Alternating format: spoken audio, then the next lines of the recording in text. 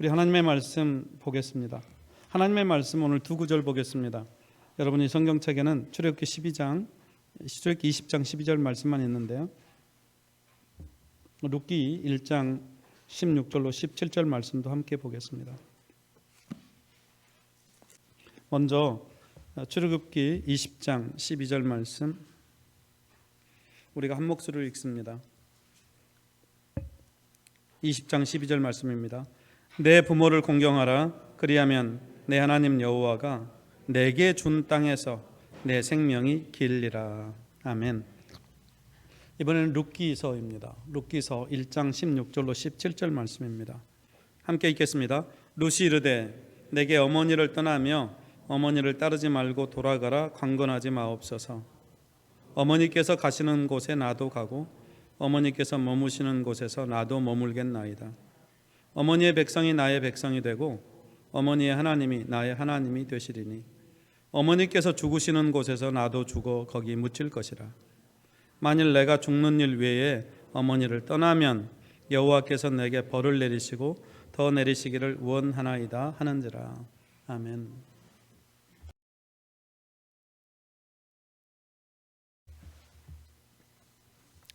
(2018년) 동계 패럴림픽, 그러니까 패러렐 올림픽을 줄여가지고 패럴림픽이라고 하는데요. 패럴림픽 개막식에서 노래를 불렀던 사람이 있습니다. 당시 16세 이소정 학생입니다. 이 이소정 학생은 태어날 때부터 레베르 시신경 위축증이라고 하는 희귀 질환 때문에 앞을 보지 못하는 시각장애인입니다.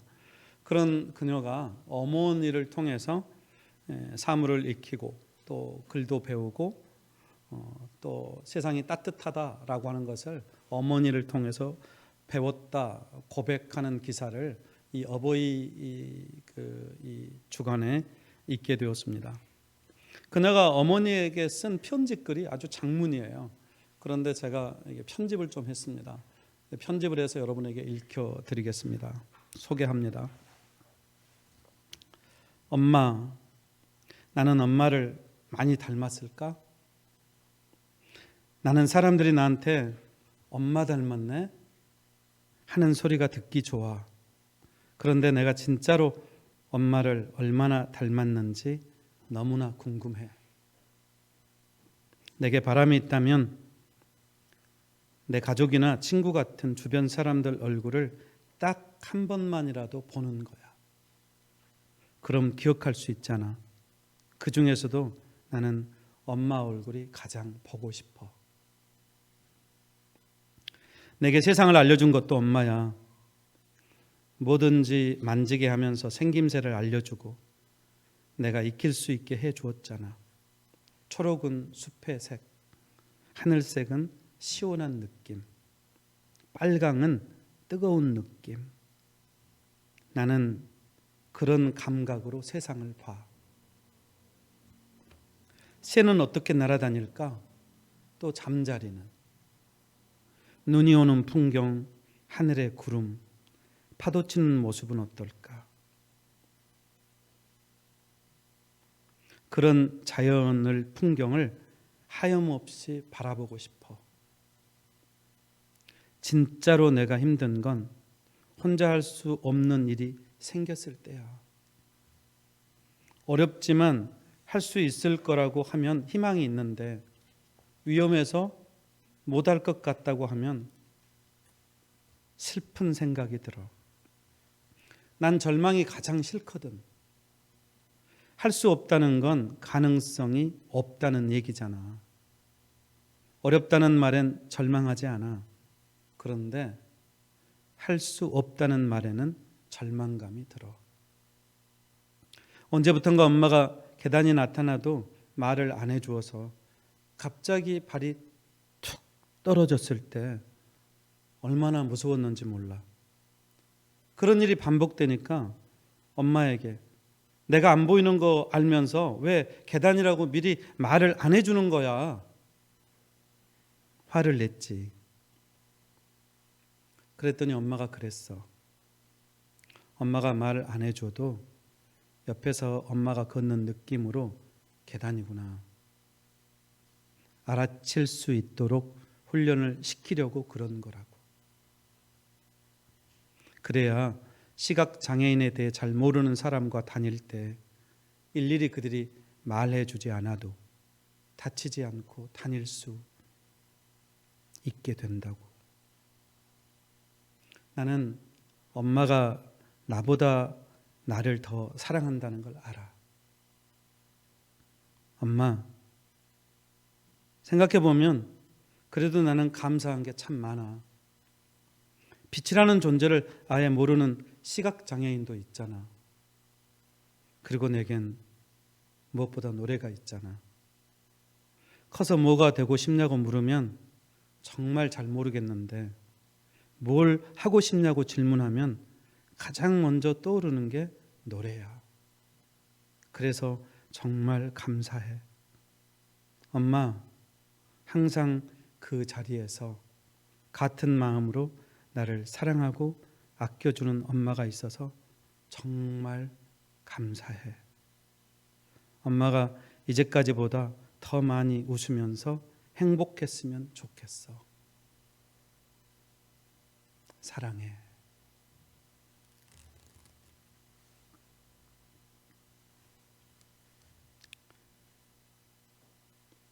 이수정 양의 그 엄마를 향한 마음이 이 편지에는 잘 녹아 있습니다.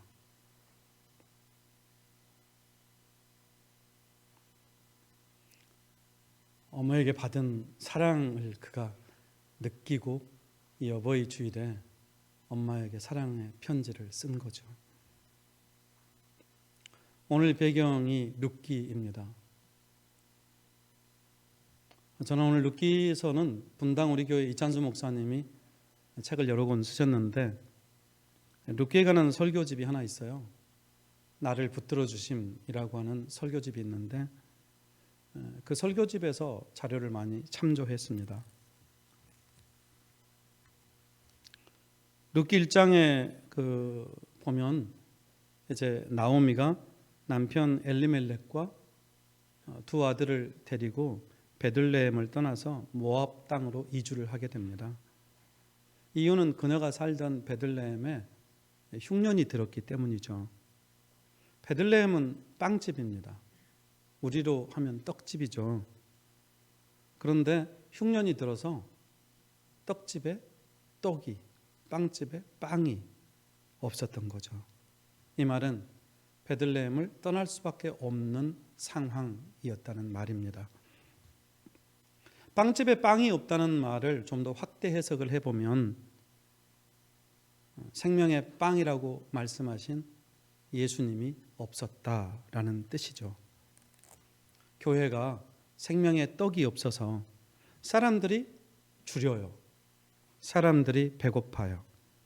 그래서 하나님이 가지 말라고 금한 모압, 세상을 향해서 이주하고 있는 현실이 오늘 우리 교회의 현실입니다. 먹을 양식이 없어서 줄인 것이 아니다. 또 마실 물이 없어서 목마른 것이 아니다. 그렇게 말합니다. 생명의 떡이신 예수님의 말씀을 듣지 못해서 배가 고프고 또 목이 마른 것이다. 아모스 8장 11절에서 그렇게 아모스 선지는 얘기합니다. 예수님이 자신을 가리켜서 나는 생명의 떡이다 그렇게 말씀하셨습니다. 만나를 먹었던 사람들은 광야에서도 죽었다. 하지만 하늘에서 내려온 살아있는 떡, 나를 먹는 사람은 영생한다 말씀해 주셨습니다. 저와 여러분도 오늘 예수로 충만해서 세상이 아니라 다른 것들이 아니라 예수의 말씀이 우리 안에 가득해서 우리 안에 기쁨과 감사와 또 찬양이 있게 되기를 주님의 이름으로 축복합니다. 흉년을 이기지 못했던 엘리멜렉은 이제 베들레헴에서 모압 땅으로 이주하게 되죠. 흉년은 엘리멜렉의 삶을 뒤흔들었습니다. 베들레헴은 원래 하나님께서 이스라엘에게 약속하신 땅입니다. 아름답고 광대한 땅, 젖과 꿀이 흐르는 그런 가나안 땅의 일부였어요. 하나님께서 그 땅을 풍요롭게 하겠다 약속해 주셨습니다. 자, 그런데 우리에게 드는 의문, 어떻게 그 땅에 흉년이 들 수 있었을까? 어떻게 그 땅에 흉년이 들었던 것일까? 여러분, 오늘도 우리가 이유를 알 수 없는 흉년을 만날 때가 있습니다. 코로나 바이러스, 우리에게는 흉년입니다. 코로나 바이러스가 딱 닥치니까 여러분 우리 경험했죠? 오지도 가지도 못합니다. 비즈니스를 할 수도 없습니다. 이건 우리들이 어떻게 해볼 수 있는 상황이 아닌 거예요.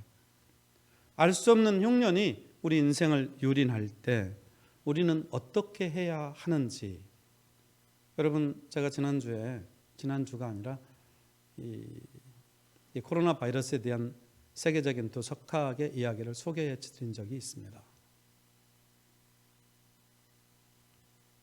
성급한 일반화의 오류를 범하려고 하지 말고 그냥 어려운 사람들과 함께하면서 위로하는 것이 우리 그리스도인이 해야 될 일이다. 아니다.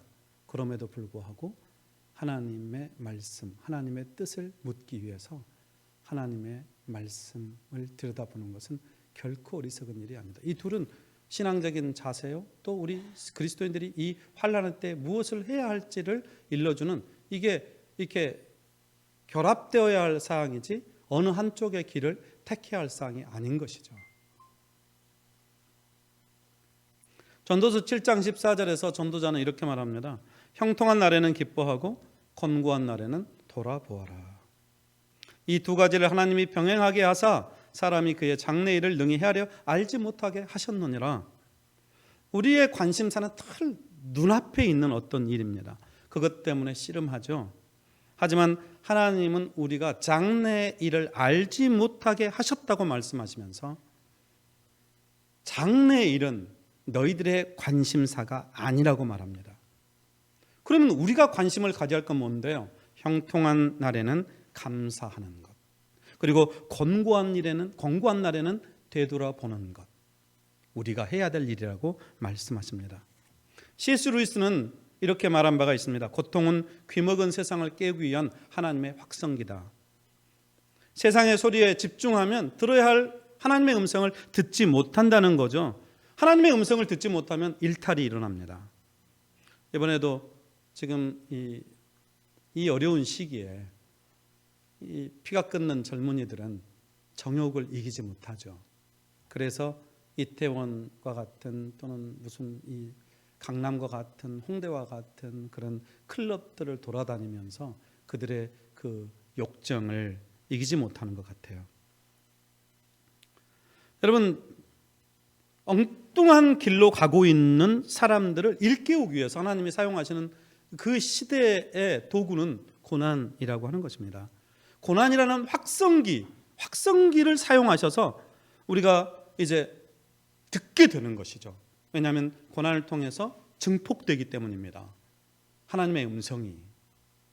그래서 이 고난의 가치를 깨달았던 시는 시편 119편 67절에서 이렇게 고백하고 있습니다. 고난당하기 전에는 내가 그릇 행하였더니 이제는, 그러면 이거는 이제 고난을 경험한 이후에는 그런 말이 되겠죠. 이제는 주의 말씀을 지키나이다. 우리 인생에도 갑자기 고난이 닥칠 때가 있습니다. 고통 때문에 잠 못 이룰 때가 있어요. 인생의 흉년이 들 때, 그때 우리는 하나님의 음성을, 이 고난을 통해서 말씀하시는 하나님의 음성을 들을 수가 있어야 하는 것이죠. 이게 지혜로운 신앙인의 모습입니다. 사사시대는 이스라엘의 왕이 없었기 때문에 사람들마다 각각 자기가 옳은 대로 행하는 시대였습니다. 자신들이 다스릴 왕이 없었다. 이게 모든 걸 설명해 주는 것입니다. 사람들이 각각 하나님의 길에서 떠나 자기가 원하는 대로 살았다. 그 결과 타락하게 된 것이고, 그 결과 흉년이 들었던 것이죠. 그러니까 베들레헴에 흉년이 든 것은 그냥 기상이변이 아니라, 살다 보면 이런 일이 오죠가 아니라 자기 백성이 자기 소견에 옳은 대로 살았기 때문에 그 결과 흉년이 들었던 것입니다.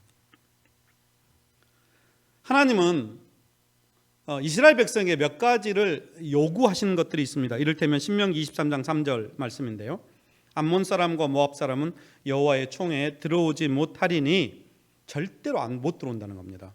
그들에게 속한 자는 10대뿐만 아니라 지금부터 1대부터 10대까지 넉넉 잡고 20년 잡으면 200년, 25년 잡으면 250년, 30년 잡으면 한 세대를 300년 정도 되는 그 기간이겠죠. 10대뿐만 아니라 그들에게 속한 자는 10대뿐 아니라 영원히 여호와의 총회에 들어오지 못하리라. 그러니까 하나님은 모압과 암몬이 사실은 누구의 후손입니까? 여러분, 아브라함과 친척이었던 롯의 후예들 아닙니까? 헷갈리네요. 맞죠? 롯의 후예들입니다. 그럼에도 불구하고 그들이 여호와의 총회에 들어오지 못한다. 근데 그게 10대가 아니라 영원히 못 들어온다. 이렇게 못을 박았습니다.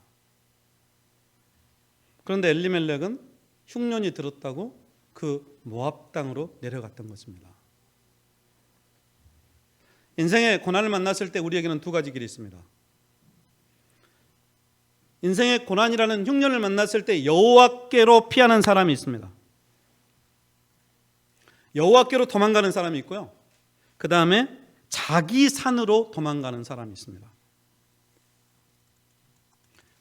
다윗이 훌륭한 사람이었던 것은 다윗은 고난의 때 평소에도 그렇고 고난의 때 늘 여호와께로 피하죠. 시편 11편 1절에 보면 다윗의 고백이 있습니다. 내가 여호와께로 피하겠거늘 너희가 내 영혼에게 새같이 내 산으로 도망하라 하면 어찌미뇨. 세상 사람들은 너희가 생각하기에 너희를 지켜줄 만한 곳으로 가라. 은금이 풍부한 땅으로 가라. 이 기근을 피할 수 있는 땅으로 가라. 먹을 것을 줄 수 있는 곳으로 가라. 이렇게 말하지만 다윗은 그렇게 고백하지 않았습니다. 나는 여호와께로 피하겠노라. 이것이 오늘 저와 여러분의 고백이 되기를 주님의 이름으로 축복합니다. 그래서 우리 삶의 모든 영적 위기는 내 안에 이 하나님의 말씀이 없기 때문에 생기는 위기라고 해도 과언은 아닙니다. 니체가 신은 죽었다라고 선언했죠. 그 증거가 뭐냐? 야, 교회 봐라. 교회가 무기력하지 않느냐? 이 무기력한 교회가 신이 없다는 것을 말해주지 않느냐? 반증하지 않느냐? 교회를 조롱했습니다. 여러분, 지금 오늘 세상이 우리 현재 지금 살아가고 있는 이 교회를 그렇게 조롱하죠. 너희가 믿고 있는 하나님이 있다고? 그러면 한번 보여봐라.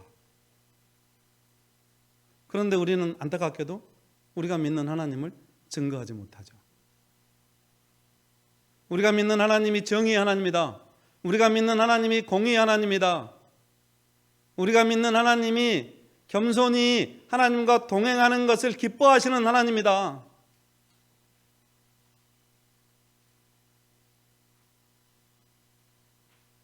증명하지 못합니다.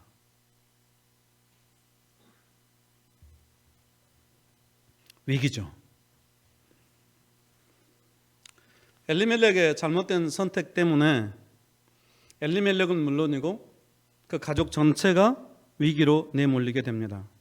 그래서 룻기 1장 5절에 보면 말론과 기럨 두 아들입니다. 다 죽고 나오미는 이제 두 아들과 남편의 뒤에 남았다. 남편도 죽고 두 아들도 죽고 자기만 홀로 남았다고 하는 것을 그렇게 표현한 겁니다. 하지만 나오미는 절망의 자리에만 머물러 있지 않습니다. 오늘 어버이 주일이라 왜 이런 얘기를 하는지 여러분 궁금하지 않습니까? 제가 설교 제목을 올해 바꿨습니다. 그래서 오늘 설교 제목을 이 주보에 있는 것과 좀 달리 고백이라는 이 제목으로 바꿨어요. 고백. 여러분, 처음에 그냥 이소정 양의 편지가 그냥 나온 게 아닙니다. 어버이날 그냥 눈먼 아이가 엄마한테 편지 쓴 거네, 이런 얘기가 아니에요. 저는 그 이소정 양의 고백을 여러분에게 소개한 겁니다. 오늘 우리가 읽었던 룻기의 고백도, 룻기의 그 본문도 룻의 고백입니다. 그런데 룻의 고백, 이소정 양의 고백을 가능하게 했던 것이 무엇일까? 무엇가 전제되어 있는 것일까? 생각해 보려고 하는 거죠. 그것은 어머니, 소정 양의 어머니, 또 룻의 시어머니, 삶이 전제되어 있는 것이죠. 오늘 그것을 함께 묵상하면서 서로 은혜를 나누려고 합니다.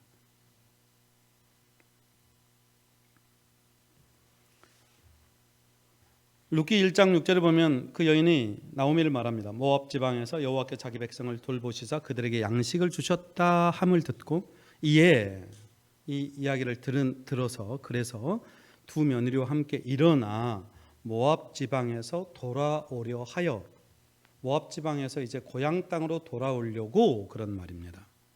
나오미는 베들레헴에 관한 소식을 들은 겁니다. 소문의 내용은 여호와께서 자기 백성을 돌아보았다. 그래서 그들에게 양식을 주셨다. 다시 말해서 기근이 아니라 이제 풍년이 들게 하셨다는 말이죠.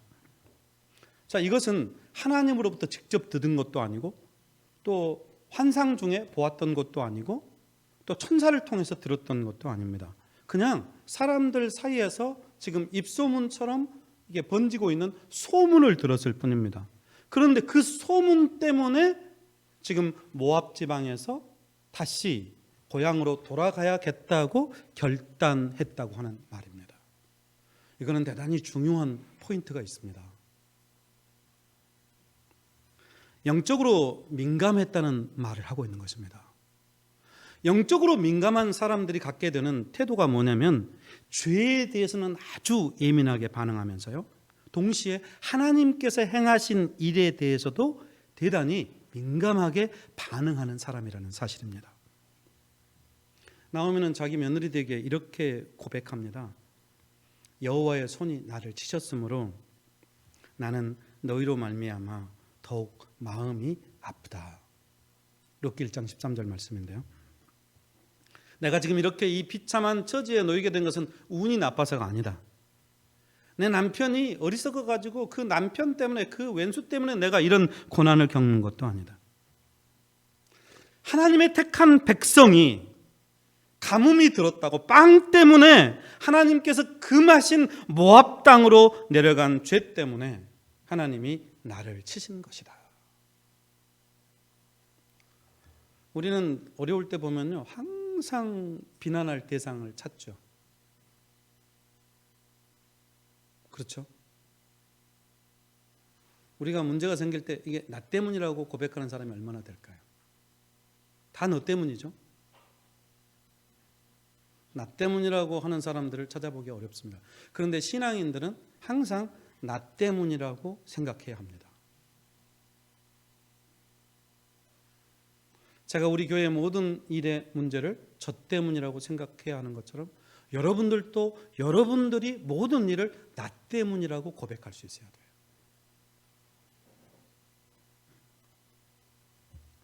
여러분, 하나님의 임재를 경험하는 사람, 하나님을 의지하는 사람에게서 보여지는 분명한 특징 가운데 하나는 죄에 대해서 예민해요. 저는 우리 신수교회 성도들이 회복이 되기를 원한다면 죄에 대해서 예민해지시기를 주님의 이름으로 축복합니다. 죄는 깨닫는 것으로만은 해결이 되지 않습니다. 죄를 깨달으면 자복하고 회개해야 합니다. 나오미와 두 며느리들은 이제 나오미는 두 며느리들과 함께 이제 유다 땅으로 돌아가려고 길을 가죠. 이게 룻기 1장 7절에 나와 있는데요. 그런데 길을 가는 길에서 이제 나오미가 두 며느리들에게 이렇게 얘기합니다. 너희가 죽은 자들과 나를 선대한 것 같이. 그러니까 이 두 며느리들이 살았을 때도 그 남편들과 또 자기 남편이었던 엘리멜렉에게도 다 잘했던 거죠. 그래서 나를 선대한 것 같이 여호와께서 너희를 선대하시기를 원하며. 여러분, 인간을 불쌍히 여기는 마음이 선대입니다. 선대라고 하는 것은 말 그대로 선하게 대하는 거죠. 여호와께서 너희를 불쌍히 여겨 주시기를 구한다. 여호와께서 너희를 선하게 갚아 주시기를 원한다. 축복한 것입니다.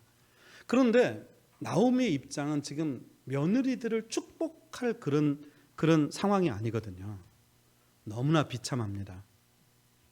자기가 고백한 대로 여호와에게서 맞았다. 여호와한테 하나님에게 내가 지금 징계를 받았다라고 고백하고 있는 거예요.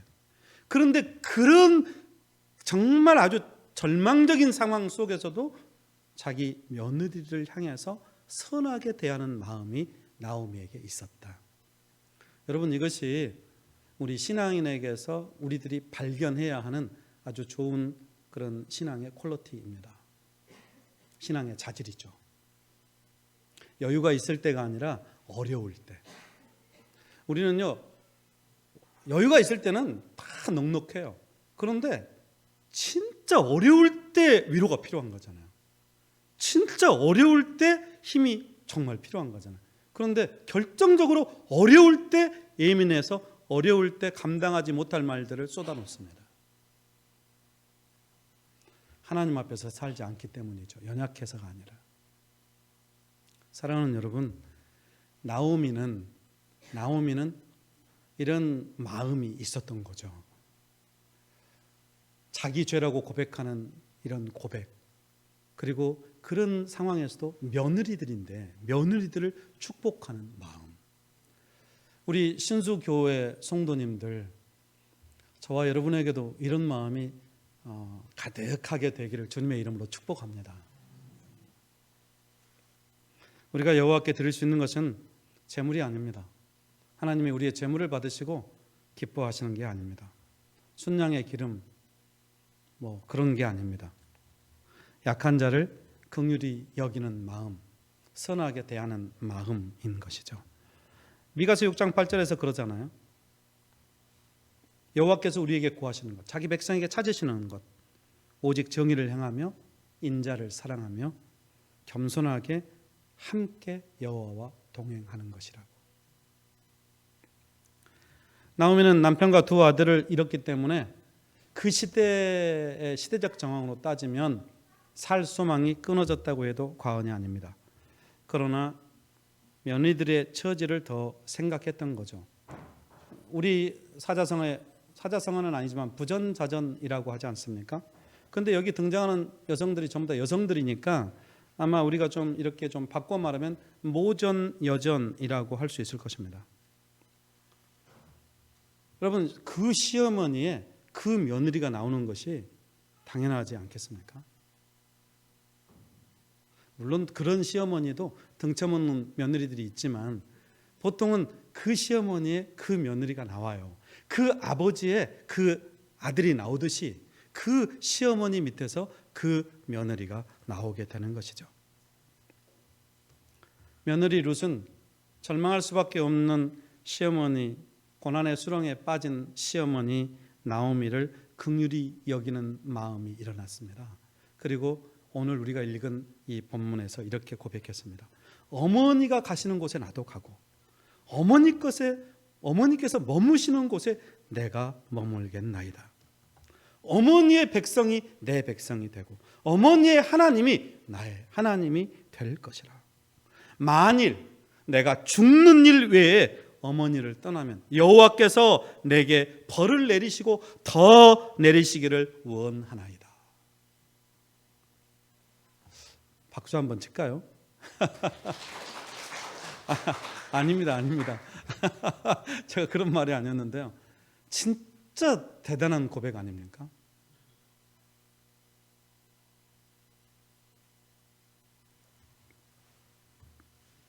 베들레헴에서 나오미를 기다린 사람은 아무도 없었습니다.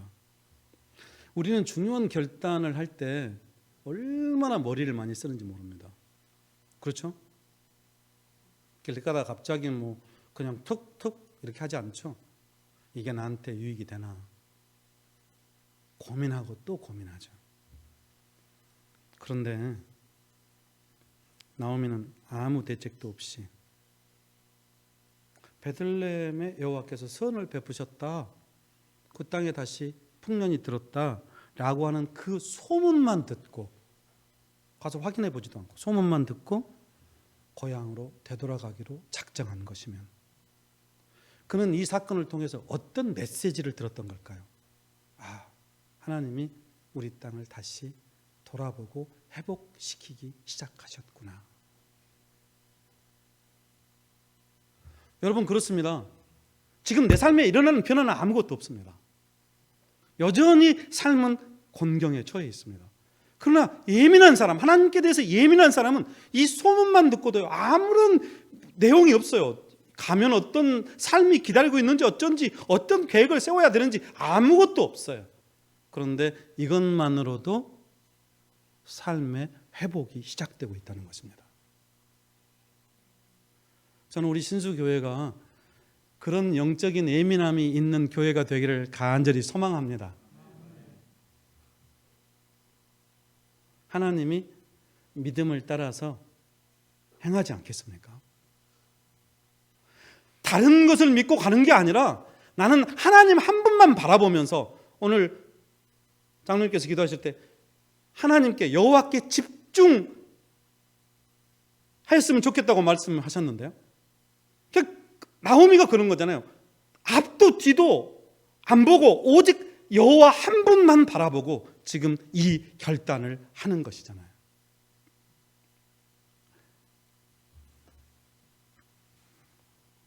하나님은 이런 믿음을 가진 나오미를 축복하시고 붙드시고 인도해 주십니다.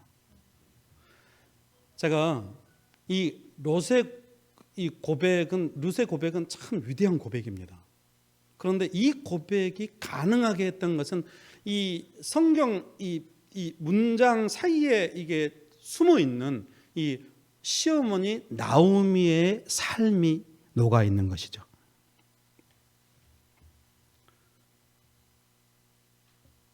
나오미가 자기 두 며느리들에게 축복하잖아요. 선대하기를 원한다고. 또 12절에 보면 내 딸들아 돌아가라. 나를 따라오려고 하지 말고 너희 고향으로 돌아가라. 며느리들을 배려합니다.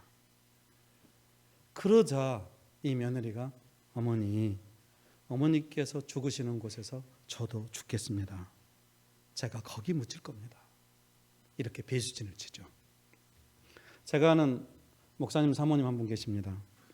이분은 현재 그 자기 친정 어머님과 사세요. 이제 사위와 함께. 근데 이분이 늘 그 고백하는 게 있어요. 자기는 시부모님이 친정 어머니보다 훨씬 좋으시다고 맨날 그러셔요. 이런 경우가 그렇게 흔치 않습니다. 근데 시부모님이 항상 좋으셨다고 그렇게 그리워하세요.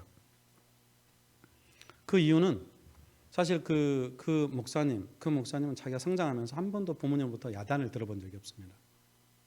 그러니까 부정적인 말을 들어본 적이 없는 거예요. 이 목사님은. 그러니까 저도 이렇게 사람들을 이렇게 만나보면 사람들이 아주 부드러운 사람들이 있습니다. 이런 분들은 아무래도 세상을 살면서 상처기가 덜 생긴 사람들입니다. 사랑 많이 받고 위로 많이 받고 격려 많이 받고. 우리가 온전하지 않잖아요.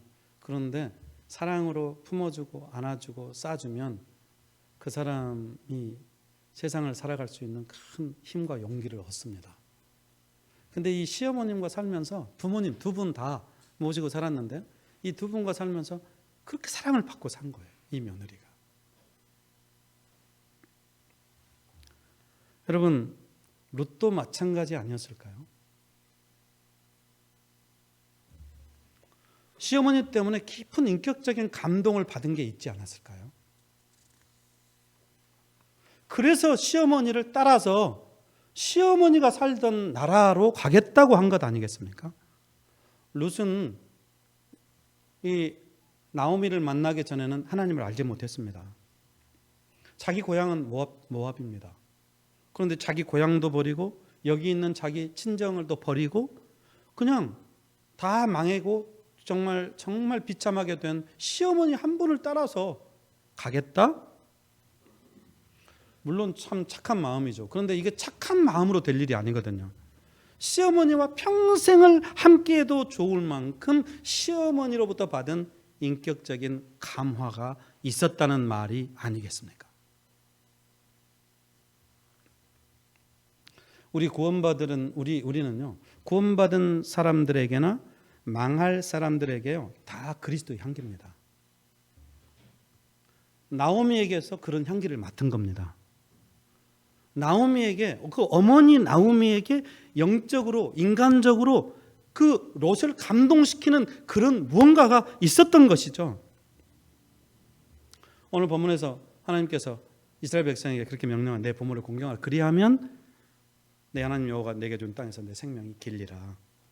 공경하다는 말은 히브리 말로 무겁다, 존귀하다, 많다라고 하는 뜻을 가진 그런 동사 명령형입니다.